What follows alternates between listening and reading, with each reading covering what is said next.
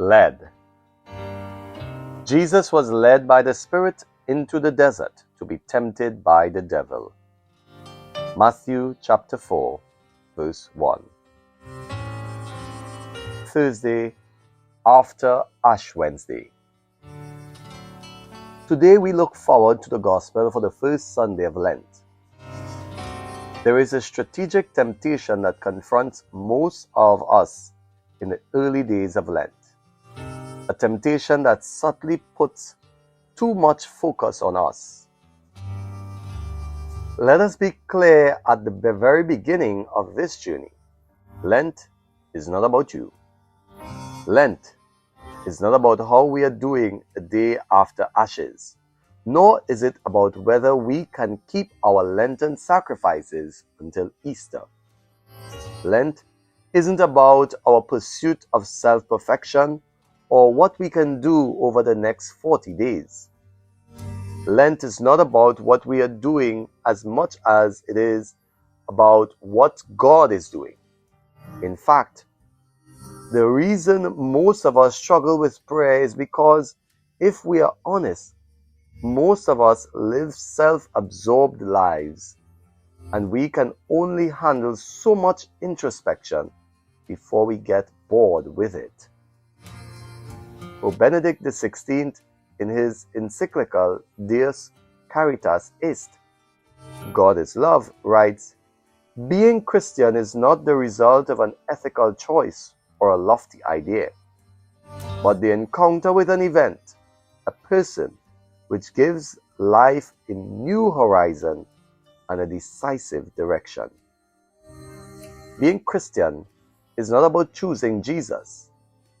It is about Jesus choosing us.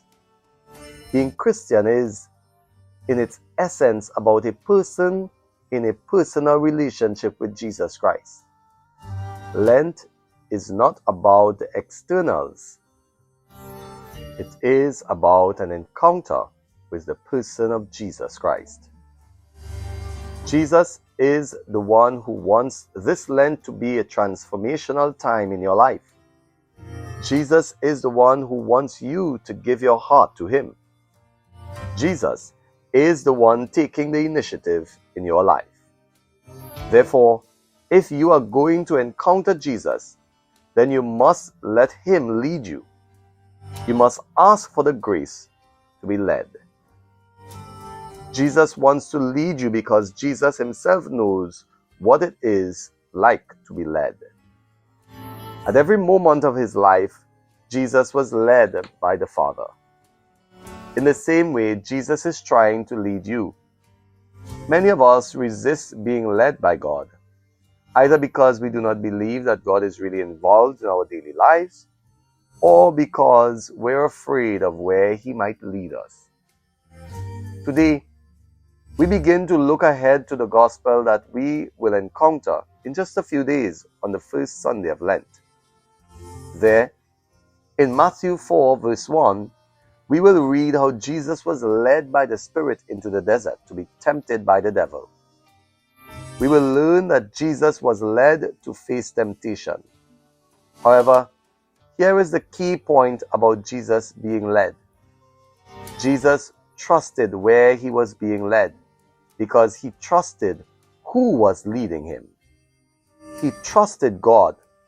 The same is true for us. When you struggle to let God lead you, stop focusing on where He is leading you and refocus on Him, on the one who is leading you. For your prayer, read Matthew chapter 4 from verses 1 to 11. Read it 3 times very slowly. What word or phrase tugs at your heart? Talk to God about how this word or phrase applies to your life. What words stood out to you as you prayed? What did you find stirring in your heart?